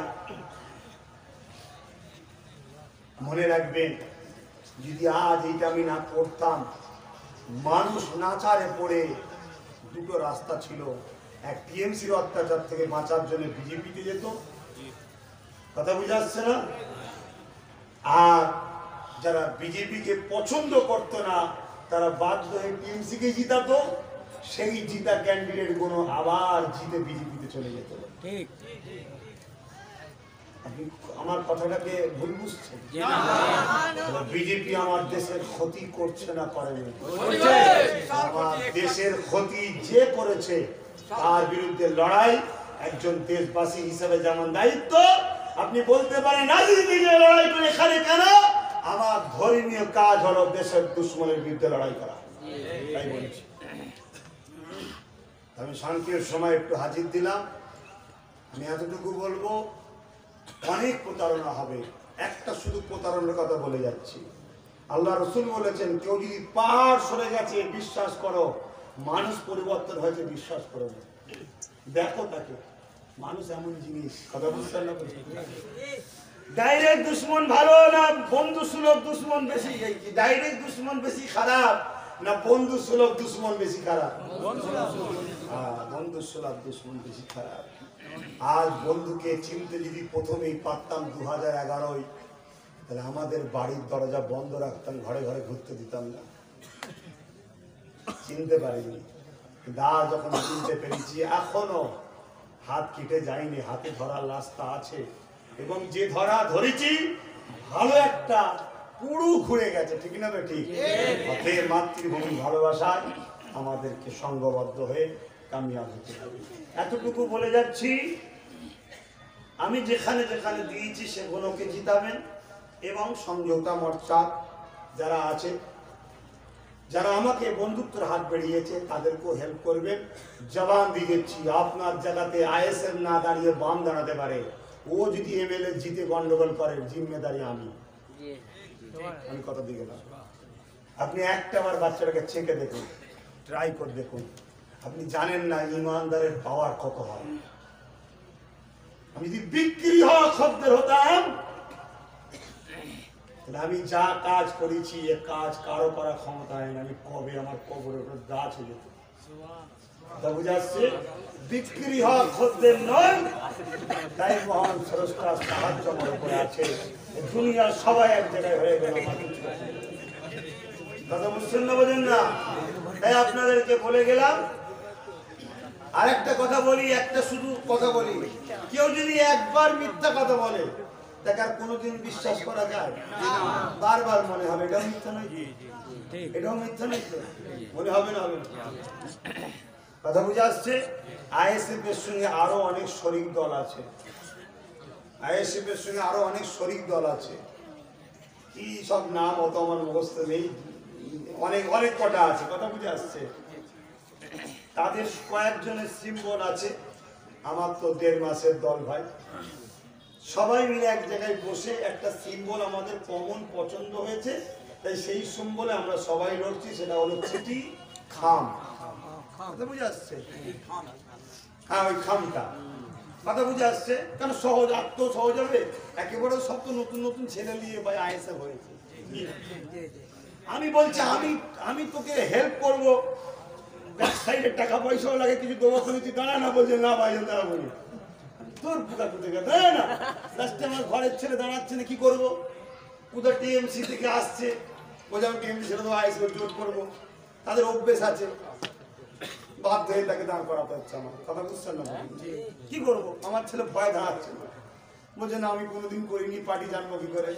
এবারে কিছু মানুষ মনে করতে পারে যে আপনার দলে তো দেখছি বামের লোক ঢুকছে, কংগ্রেসের লোক ঢুকছে, টিএমসির লোক ঢুকছে, বিজেপির লোকও ঢুকছে, স্বীকার করবো না, কিন্তু লিখে নিচ্ছি। কথা বুঝছেন না? বোঝেন না? যা করেছি সব ত্যাগ স্বীকার করলাম। বলুন লোবো না? ফিরে আসে লোবো না? এই যে আসছে, অনেকে বলতে পারে আপনি তো সবাইকে নিয়ে করছেন, তাহলে আমি একটাই কথা বলবো, আইএসএফ এর বয়স 2 মাস, আসমান থেকেও কেউ নামবে না, জমিন থেকেও কেউ উঠবে না। কোন না কোনো দলে তো 2018-19 ভোট দিছিল, তাই তো নাকি? সব তো অন্য দলের লোকই আসবে। কিন্তু হ্যাঁ, 2021 নতুন যে ভোটার লিস্ট হলো, ওতে যাদের নাম উঠেছে, ওদের মধ্যে যারা আইএসএফ কে ভোট দেবে, এটা হলো নম্বর 1 আইএসএফ এর নিখুঁত কর্মী। বাকি সব তো কোনো না কোনো জায়গা থেকে আসবে। এখন যদি বলে অন্য জায়গা থেকে লোবো না, তাহলে তো মানে 1 লাখও করতে পারবে না। কি নতুন তো একটা কথা বুঝছেন না? বোঝেন না? বুঝাতে পারছি তো নাকি? কিছু করছি না। পরামর্শ দেবেন। 10 জনের মাথায় 10 রকম বুদ্ধি থাকে, পরামর্শ দেবেন। আমি যেখানে যেখানে কাউকে দান করিয়েছি, সব জিজ্ঞাসা করেছি, আলোচনা করেছি কমিটির ছেলেদের ঘরে, তারপরে দিয়েছি তারা যেটা চেয়েছে। শুধু কয়েক জায়গায় কাউকে আলোচনা করিনি, আমি লাইনে বলে দিয়েছি এটাকে দিতে হবে না, শুনবো। কয়েক জায়গায় করেছি, কেন আমারও তো একটা দরকার নেই বাবা, কি আমার পছন্দ থাকতে পারে না? বাকি জায়গায় সব বেশিরভাগটা জিজ্ঞেস করে করে করেছি। একটা শুধু কথা বলে যাচ্ছি, সেটা হলো এটাই, ভাই এই বাংলায় বিজেপি ছিল? কোথা থেকে এলো? সব 100টা লোক থাকলে বিজেপিতে ওর মধ্যে 90টা কোন দলের লোক ভাই? টিএমসির। বুঝতে পেরেছেন? বাকি জীবনে এখনো রয়েছে, জিতার পরে দিন পালিয়ে যায়, কি করবে? তাহলে বিপদ হবে না? হবে না? তাহলে একটাবার ছেলের কথা, ভাইয়ের কথা শুনবেন। দ্বিতীয় নম্বর কথা, স্বাস্থ্য সাথী বলে একটা কার্ড করছে তো নাকি? করে চলতো, কত রাত জেগে লাইন দিয়ে ফর্ম ফিল আপ করেছেন তো নাকি? কত করে দেবে বলেছে? হ্যাঁ, 5 লাখ করা দরকার ছিল, আমি করিনি। কত ভাই? কত করিনি? 5 লাখ। কত লোককে দেবে বলছে?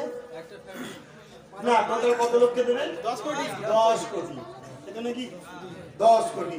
ভাই আব্বাস সিদ্দিকেরও ফ্রি চিকিৎসার দরকার আছে। আমার যখন ফ্রি চিকিৎসার অভ্যেস হবে, আস্তে আস্তে আমি ভিখারি হবে, খসলত খারাপ হবে, আমার ফ্রির দিকে মন যাবে। সকালে উঠে বাজার করার আগে ভাববো কার বাড়িতে খিচুড়ি হচ্ছে, দেখেন ফ্রি খেয়েছি, অভ্যেস মেন্টাল। আমাদেরকে ভিখারি বানানোর একটা পরিকল্পনা।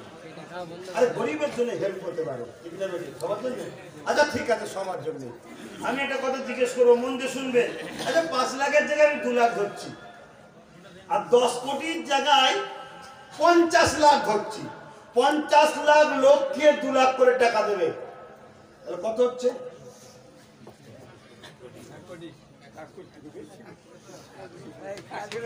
1 লক্ষ কোটি। কত? 1 লক্ষ কোটি। 50 লাখ, 9.5 কোটি 50 লাখ বাদ দিলাম, 9 কোটি 50 লাখ বাদ দিলাম, শুধু ধরলাম কত? 50 লাখ। 5 লাখের জায়গায় 3 লাখ বাদ দিয়ে 2 লাখ ধরছি, তাহলে কত হচ্ছে? 1 লক্ষ কোটি। বাজেট করেছে স্বাস্থ্য সাথীতে কত? 8,000 প্লাস 10,000 ধরছি, 10,000 কোটি। তাহলে বাকি 90,000 কোটি টাকা কোথা থেকে দেবে? বাজেটই নেই। কত বড় ভাঁওতার মিথ্যা কথা, বুঝতে পারছেন? এইভাবে আপনাদেরকে আগামী দিন শেষ করবে। যদি এই জায়গায় আপনারা নিজেদের ক্ষমতা নিজেরা করতে না পারেন, কিছু একটা জায়গায় তৈরি না করতে পারেন, আমি বলে দিয়ে গেলাম আপনাদের ক্যাম্পে যেতে হবে, বাকিটা আপনাদের ইচ্ছা, যা খুশি করুন, আমার কোনো আপত্তি নেই, কারণ প্রত্যেকের স্বাধীনতা আছে। কিন্তু ছেলে হিসেবে বাপকে বলতে পারি না, ছেলে হিসেবে ভাইকে বলতে পারি না, ছেলে হিসেবে মাকে বলতে পারি না, ভাই হিসেবে বোনকে বলতে পারি না। অতএব যারা আমার আপন তাদেরকে বলে দিলাম, ভাইজানের উপর ভরসা রাখুন, ছেলের উপরে ভরসা রাখুন। কথা বুঝে আসছে? ব্যাস। আর যারা দূরে যদি রেকর্ডও যায় বামপন্থী থেকে থাকেন, বলবো আইএসএফ এর ছেলেদের ঘরে সাথে করে নিয়ে কাজ করুন, ভালোবাসাই বললাম। কারণ এই লড়াই আমাদের সবার ভবিষ্যতের লড়াই। বিদায় নিচ্ছি, একটু সালাম দেবো, দোয়া করব। কি ভোট কাটা? না না, ভুল নয়, আমাকে ভোট কাটুয়া বলছে, তাই তো নাকি? কেন ভাই ভোট কাটুয়া কেন? যখন বাম ছিল তখন টিএমসি প্রার্থী দিয়েছিল, টিএমসি কেউ ভোট কাটুয়া বলে না তো, তারও দল করার অধিকার ছিল। যখন কংগ্রেস ছিল, টিএমপি বাম প্রার্থী দিয়েছিল, তখন থেকে ভোট কাটুয়া বলে না। হাতি ঘোড়া সাইকেল নারকেল বেল সবাই প্রার্থী দিচ্ছে, ওর বেলায় ভোট কাটুয়া নয়। তাহলে আসল ভোট কাটুয়া আমাকে বলা হচ্ছে কেন? শুধুমাত্র একটা কারণ, নেতা হয়ে যাবে, উঠবে,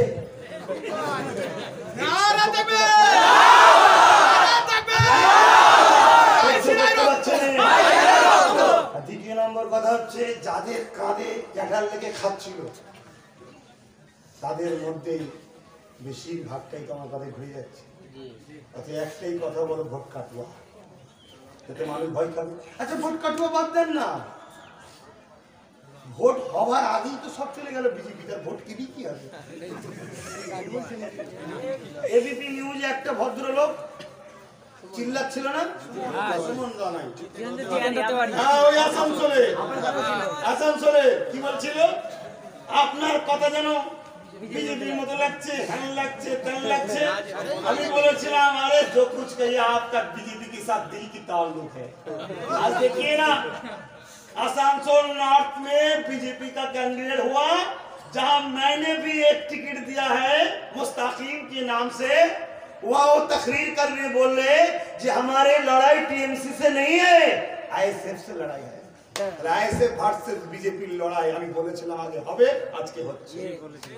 আমি বলেছিলাম বিজেপি কোনো টিএমসি কোনো ফ্যাক্টরি থাকবে না, মিডিয়া শুধু টিএমসি বিজেপি করছে। মিডিয়া লড়াইতে অ্যাকচুয়ালি আইএসএফ ভার্সেস বিজেপি বা সংযুক্ত মোর্চা, এখন সংযুক্ত মোর্চা ভার্সেস বিজেপি লড়াই, কিন্তু মিডিয়া দেখাচ্ছে টিএমসি বিজেপি, কারণ সংযুক্ত মোর্চাটাকে চেপে রাখো, হাইলাইট না হয়ে যায়। কথা বুঝছেন না? ও নিজে স্বীকার করছো তো, তাহলে সে বলেছিল আমি নাকি বিজেপির সাথে সম্পর্ক, এখন বিজেপির টিকিট কে নিয়েছে? আব্বাস সিদ্দিকী। কথা বুঝছেন না? যারা যারা বলেছিল তাদের মধ্যে তো প্রায় চলে গেছে, আরো কিছু যাবে। কথা বুঝছেন না? কিন্তু সেগুলো খুব চালাক, জিতার পরে যাবে, মোটা অঙ্কের টাকে বিক্রি হয়ে যাবে। ঠিক কথা বুঝে আসছে? অতএব ভাই, এই ভোট কাটুয়া ফাটুয়া যেটা বলছে, একমাত্র শুধু আপনাদের মাইন্ডটাকে চেঞ্জ করা, আমার থেকে সরাবার প্ল্যান, অন্য কিছু না। 2018 লোকসভায় আমি প্রার্থী দিইনি, 19-এ কি করে পেল? তারপরেও দেখুন 18 জায়গায় আজকে 18টা পেয়েছিল বিনা ভোটে, এখন 21টা বিজেপি হয়ে গেছে এমপি। শুনছেন না? লড়াই করে পেল কটা? 18টা। লড়াই মানে সেটিং, টাকা সেটিং এ পেল কটা? 18টা। আর আমরা বাকি 3টাকে যেখানে টিএমসি কে জিতিয়েছিলাম, জিতার পরে এখন কোথায়? তার থেকে ভালো নিজে লড়ে যদি হেরেও যাই, দুঃখ কষ্ট কম হবে। দাওয়াত করলে সে খাইয়ে যদি তার দ্বারাই আমি নিজে হত্যা হই, আর বেশি কষ্ট হবে। কমসে কম বলবো চেষ্টা করেছি, নিজের দল নামিয়েছিলাম, হেরে গেছি আলাদা কথা, ভাড়াটিয়া প্লেয়ার নিয়েছে আমারও টাকা নিল আর বিরোধীর থেকেও টাকা নিয়ে নিজের ঘর নিজে দিল, ও বেশি কষ্ট হবে। কথা বুঝছেন না, বোঝেন না? কেন খেলাটা হবে এখন, খুব কথা চলছে তো, কিন্তু আমি খেলার পক্ষে নয় ভয়, আমি কর্ম চাকরির পক্ষে। কথা বুঝছেন না, বোঝেন না? আর যিনি গোল রক্ষক হবেন বলেছেন তিনি দান, বুঝতে পারছেন? কে কি হবে কি সব কথা মাথায় রেখে দিয়ে একটা ছোট্ট ছেলের মতো ভাইয়ের মতো বলে যায়, গরিবদের জন্য খুব বিপদ হয়ে গেছে। মুসলিম নয়, গরিব। বড় লোক যে হবে সে মুসলমান হলো, তার টেনশন নেই, সে যে ধর্মেরই হোক টেনশন নেই। আর গরিব যে হবে সে হিন্দু ব্রাহ্মণ হলেও তার কপালে বিপদ আছে বলে গেলাম। আমার পার্টি থেকে ব্রাহ্মণ কমিটি দিয়েছে, সবাই কাঁদবো না। রাজনীতি, রাষ্ট্রসেবা, রাষ্ট্রবাসীর সেবা, এই রাষ্ট্রসভা সবাই থাকবে, সবাই করবে। কথা বুঝে আসছে? এইগুলো বলবে বলে শুধু আমার সাথে আপনাদের একটা দূরত্ব বজায় করার চেষ্টা করছে। এসব দিকে গুরুত্ব দিয়ে কান দিয়ে নিজের ভবিষ্যতের ক্ষতি করে কোনো লাভ নাই।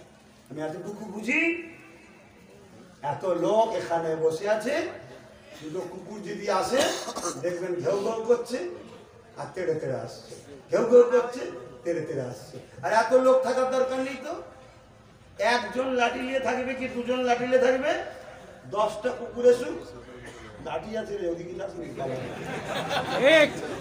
নিজের হাতে লাঠি দরকার। এই লাঠিটা হলো এমএলএ, এই লাঠিটা হলো এমপি, এই লাঠিটা হলো মন্ত্রী, নিজের লাঠি দরকার আছে। গরিবরা যদি বোঝেন জাতি ধর্ম বর্ণ নির্বিশেষে, তাহলে সন্তান মনে করে, ভাই মনে করে, সাবধান আমি গরিবদের লাঠি বানাচ্ছি। আমি তো নিতে হবো না, আমি তো কোনো জায়গায় দাঁড়াবো না, আমি তো প্রতিদিন বলে দিলাম আমি পার্টির কেউ না, আমি আইএসএফ এর কেউ নয়, কোনো পদে নেই। পৃষ্ঠপোষক মাঝে মাঝে নিয়ে যাবে, রসগোল্লা খাওয়াবে, বলবে এই করছি, যাকে বলা হয় পৃষ্ঠপোষক। বোঝেন তো নাকি?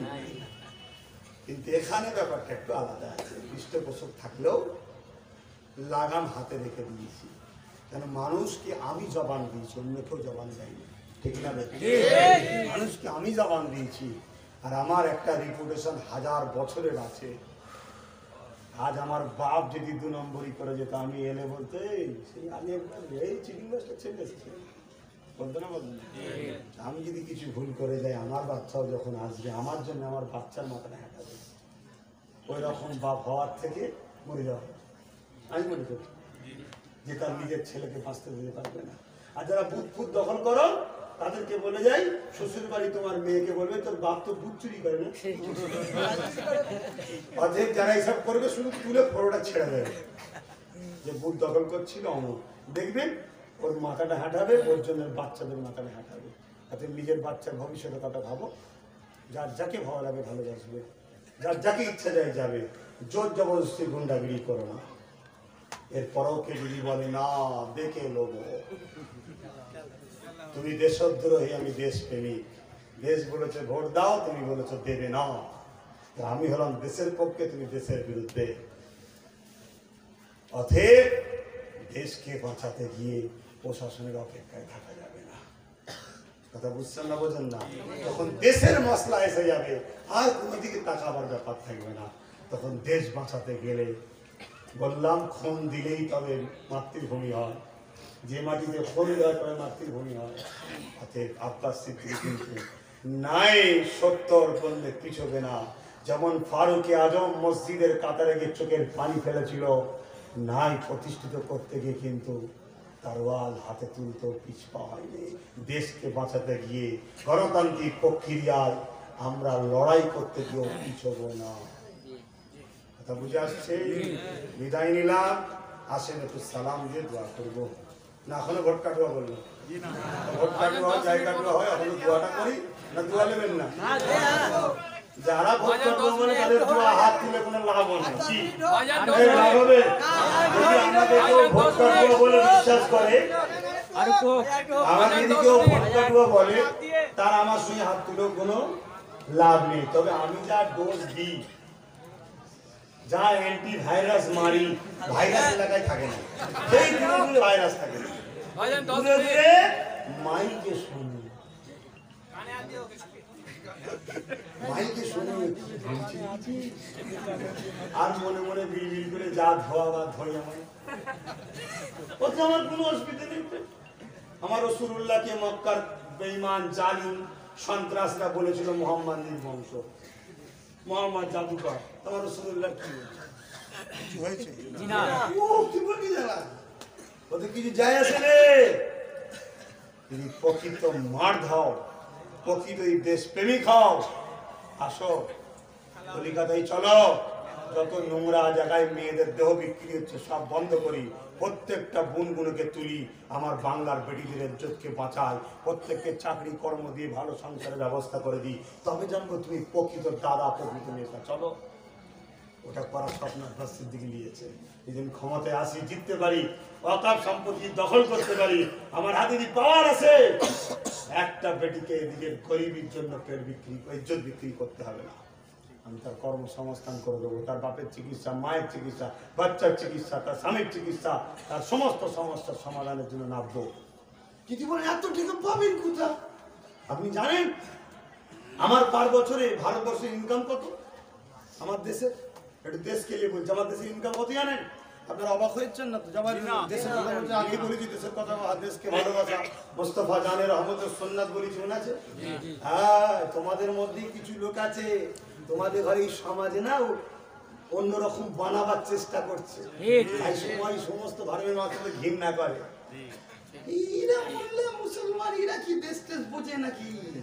ওদেরকে বানানো হচ্ছে, তোমাদেরকে শুধু দেখিয়ে দিচ্ছে মসজিদে চ, শুধু এইটা দেখিয়ে, আরে ওটাও যেতে হবে। হাইয়ালাল সালাহ যেমন বললো, হাইয়ালাল ফালাটার কথা ভাবতে হবে। কল্যাণের দিকে আগিয়ে আসো, কল্যাণ। হাইয়ালাল সালাহ নামাজের জন্য আগিয়ে আসো, হাইয়ালাল ফালাহ কল্যাণের দিকে আগিয়ে আসো। কল্যাণ কিসে আসবে? আমার দেশ বিক্রি হয়ে গেলে দেশের লোকেরা খেতে পাবে, কারবার ব্যবসা বাণিজ্য থাকবে, আর পেটে খিদে নিয়ে শেষ দেয় যে আল্লাহ আল্লাহ হবে তো? ও তো পেটে শেষ দেয়, এই করবে তো নেই।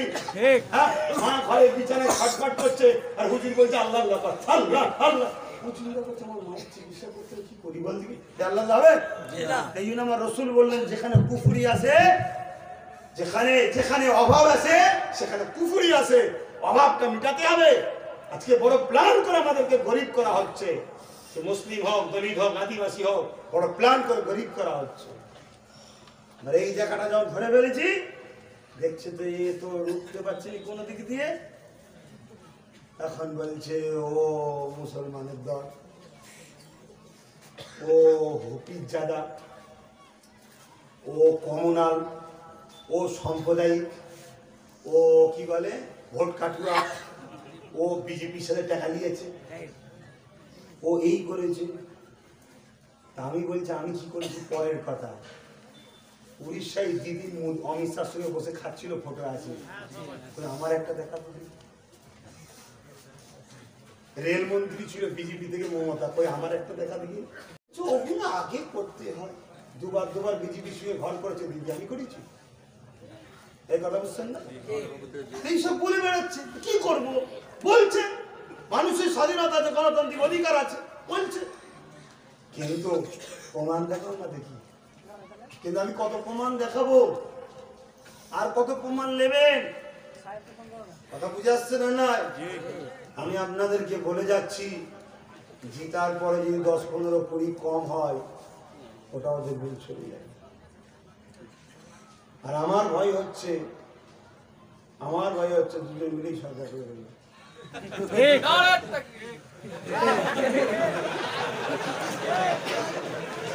এই সব নিয়ে কি করে চলে আসতে? ও চাচা, কি ছাও বিষয় কি করে ছুটে রাখো না?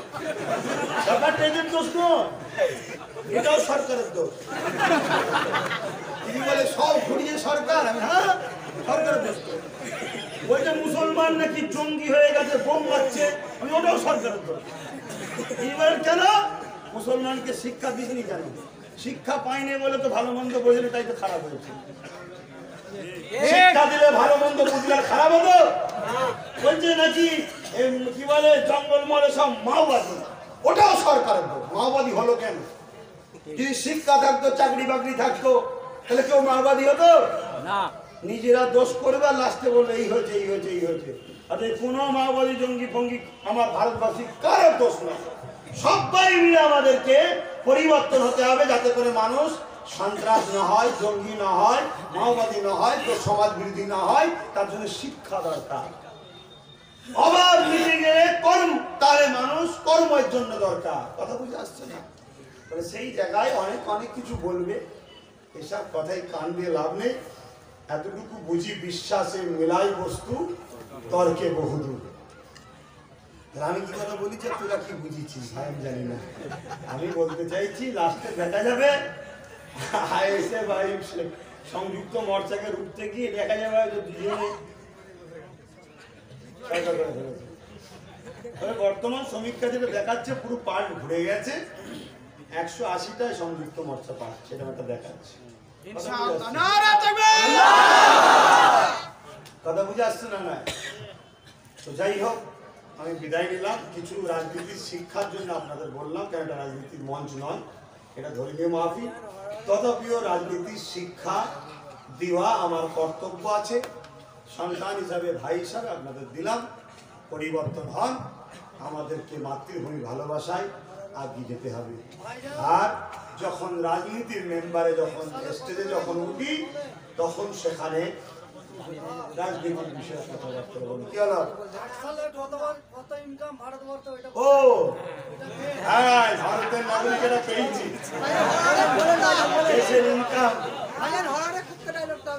দেশের ইনকামটা পেয়েছি।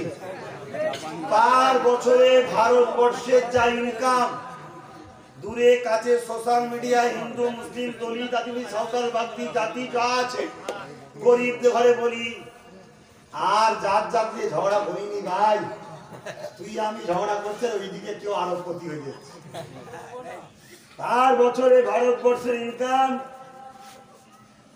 আমার ভারতবর্ষের 130 কোটি লোকের সাথে যদি টাকাটা ভাগ করা হয়, প্রত্যেকটা ভারতীয় কম করে 1 কোটি করে টাকা বছরে পাবে।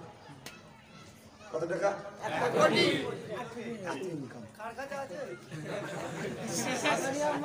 চোর নেতা তৈরি করলে তার কাছে তো ভুলে যায়। 500 টাকায় ভোট দিলে তার কাছে হিসাব পাওয়া যায়। 500 টাকায় আর রাত্রিরে মরা মুরগির বিরিয়ানি দিয়ে সকালবেলা ঘুমোচ্ছে, লাল পানি খেয়ে ঘুমোচ্ছে। আসরের বেলা ঘুম ভেঙেছে, ভোট দেবো তো বলছে কাজ কমপ্লিট হয়ে গেছে। অতএব ভুগা করে গেলে দেশকে বাঁচাবার জন্য তোমার একটা ভোট কত গুরুত্বপূর্ণ জানো? তোমার বাচ্চার ভবিষ্যতের জন্য একটা ভোট কত গুরুত্বপূর্ণ জানো? তোমার জন্য একটা ভালো লিডার তৈরি হতে পারে একটা ভোটেতে, জানো? অতএব সকাল সকাল সবাই যাবে, যার যাকে ভালো ভালো মানুষ দেখবে, ফ্রেশ মুখ দেখবে, দুর্নীতিবাজ নয়, দেখে তাকে ভোট দেবে। তবে আব্বাস সিদ্দিকীকে জিজ্ঞেস করো, আপনি বলুন কাকে দেবেন? আমি আমার আব্বা, আমার মা, আমার ভাই, আমার বোন, আমার বন্ধু, আমার প্রিয় দেশবাসীর মধ্যে যারা আমাকে আপন মনে করে, তাদেরকে বলবো সংযুক্ত মোর্চাকে জিতান। আমি আমার ভালোবাসার মানুষকে বললাম যে আমায় ভালোবাসেন নেই, আপনি কাকে দেবেন না দেবেন আপনাকে কি আমি তো রাস্তায় ধরে কারো হাত ধরে টানি নেই ভাই আমার ভোট দিতে বলছি, কিন্তু এর আস্তে আস্তে আস্তে বলছে শিরাই শিরাই রক্ত, ভাইজানের ভক্ত, আমি কত ভক্ত ভোট দিবি বলতে পারি না, তো বলছেই ভক্ত, তাহলে আমার ভক্তকে বলবো না? যাক ভাই, অনেক কথা, আমার লোক বসে আছে।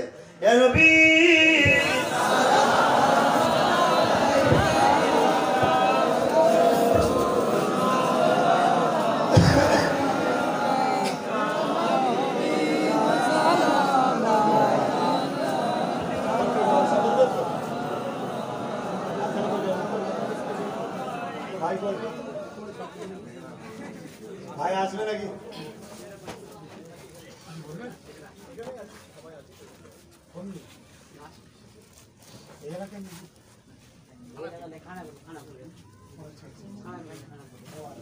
অনেক লেট করে ফেলেছি, আমার সাথে থাকুন, এক পৌঁছে সিট যায়নি,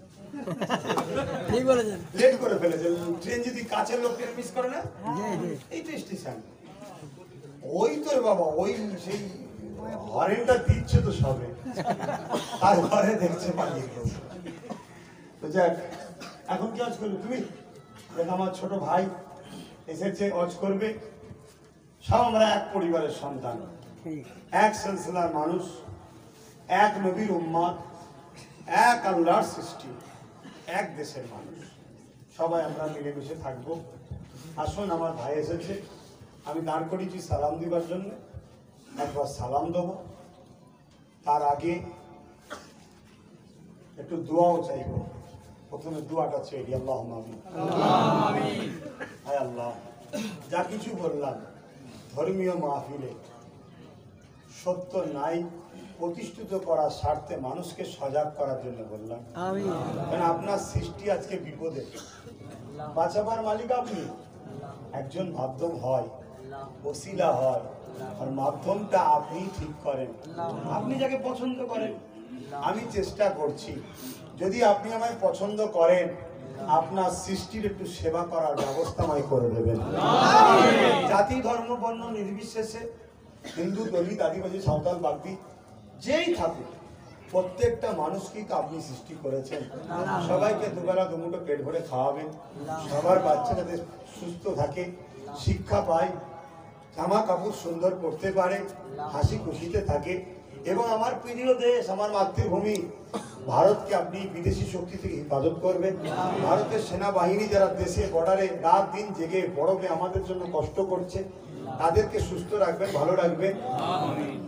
এবং আমার দেশের প্রশাসন বন্ধু, তারা, আমরা রাত্রিরে ঘুমাই, তারা আমাদের জন্য পাহারা দেয়, আমাদের নিরাপদের কথা ভাবে, তাদেরকেও সুস্থ রাখুন, তাদের পরিবার, স্ত্রী, বাচ্চা সুস্থ রাখুন।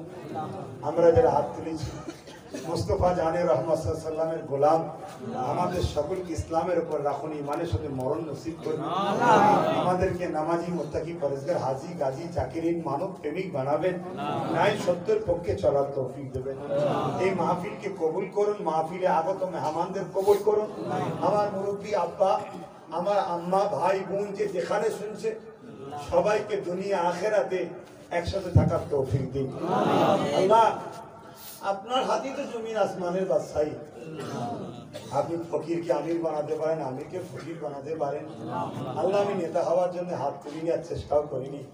আমি আপনার দাস, আপনার হাবিবের গোলাম, এটাই আমার সবচেয়ে বড় পরিচয়। কিন্তু আজকে সমাজে আবার দুর্নীতি, জালি, অত্যাচার, মানবতা বিরোধী কাজ হচ্ছে। তাই আমি আপনার কাছে চাইবো, আমি যেখানে যেখানে যাকে পছন্দ করেছি, আপনি দয়া করে আমার ইজ্জত রক্ষা করবেন। ইজ্জতের মালিক আপনি, আপনি আমায় জিতাবেন আর মানুষের পাশে দাঁড় করাবেন। আর এই মহান কাজে যারা আমার সাথ দেবে, দুনিয়া আখেরাতে আমাদেরকে একসাথে রাখবেন। আর আমার হযরত আব্দুল সুবহান সাহেব, তিনি মুরব্বী বাপ, আমার চাচাজি, তিনি বারবার বলেছিল, আসলাম তাই কিছু কথা বললাম। আর আমার আব্বা কোনো ভাই বোন অনেকক্ষণ ধরে কষ্ট করেছিল, প্রতিটা মুহূর্তে এনাদের নেকি দেবেন, সওয়াব দেবেন, মক্কা মদিনায় নিয়ে যাবেন, বাকি জীবনটা ইসলামের উপরে রাখবেন, ইমানের সাথে মরণটা নসিব করবেন। হে আল্লাহ, যা কিছু চাইলাম সবটা আপনার উপরে, আপনি যেটা করবেন ভালোর জন্যে। তবে যাই করেন সবর করার তৌফিক দেবেন। আল্লাহ পাক কোনো জীবন যদি কবুল না হয়, ইমানের সাথে মরণটা কবুল করবেন। আল্লাহ, এখন আমার ভাই এসেছে, আজ করবে, আল্লাহ তেনা কবি কথা বলা তৌফিক দেবেন। লা ইলাহা ইল্লাল্লাহ। ইয়া নবী সালামু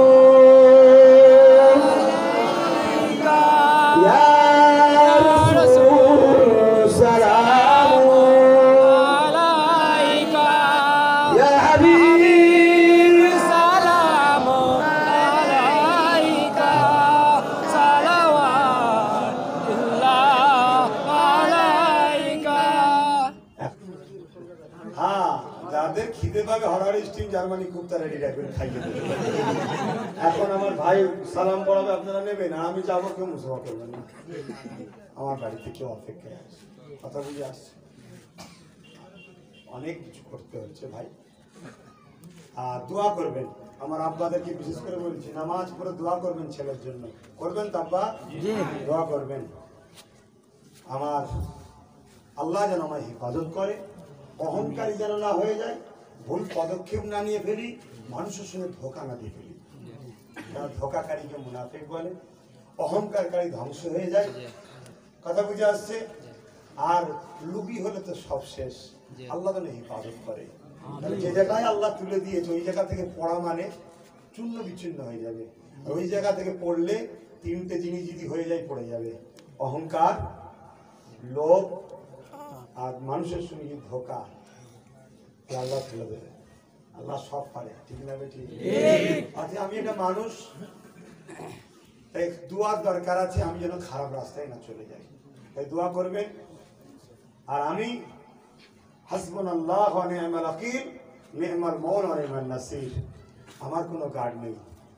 আপনাদের দোয়া আমাকে আমার যিনি তৈরি করেছেন তিনি আমার জন্য যথেষ্ট। আসসালামু আলাইকুম ইয়া নবী,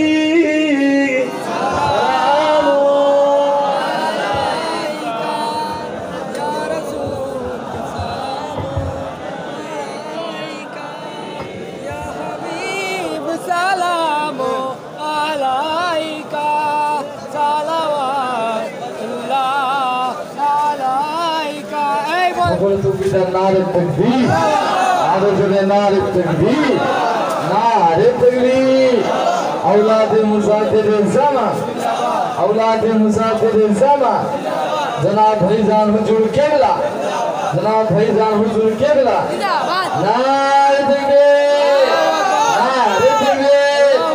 কেউ সামনে যাবেন না, রাস্তাখানা ফাঁকা করে দেন। ভাইজানকে নিয়ে যাবে, সামনে কেউ দাঁড়াবেন না, সবাইকে রাস্তাখানা ফাঁকা করে সকলে মাহফিলের মধ্যে বসে।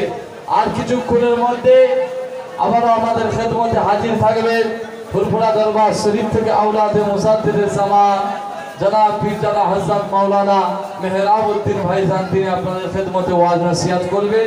কিছুক্ষণের মধ্যে আসবেন, সকলে রাস্তাটা ফাঁকা করে যান। আবার উচ্চ আলে তাকবীর, নারে তাকবীর, নারে তাকবীর। ভাইজান হুজুর কেবলা, ভাইজান হুজুর কেবলা, ভাইজান হুজুর কেবলা। औलादे मुजाहिदे ज़मान, औलादे मुजाहिदे ज़मान, नारे ताकबीर, আল্লাহু আকবার, নারে তাকবীর, আল্লাহু আকবার। সকলে আসে, মাহফিলে বসে। কিছুক্ষণের মধ্যে বড় ভাইজান তিনিও আসবেন, ওয়াজ নসিহত করবেন। ফির হুজুর রওনা দিয়েছেন।